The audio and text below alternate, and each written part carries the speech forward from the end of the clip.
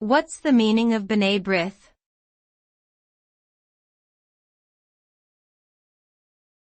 B'nai B'rith.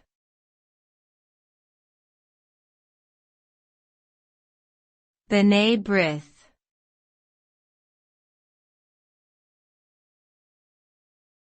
B'nai B'rith.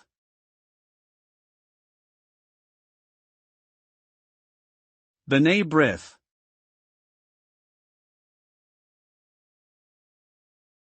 B'nai B'rith is a Jewish service organization founded in 1843 in New York City. The name means Sons of the Covenant in Hebrew. The group has a long history of Jewish and humanitarian activism and has been involved in various charitable causes, such as helping refugees, supporting civil rights, and promoting Jewish education. In recent years, B'nai B'rith has focused on combating anti-Semitism and promoting interfaith dialogue. The organization has chapters in many countries and continues to serve as a voice for the Jewish community and advocate for social justice.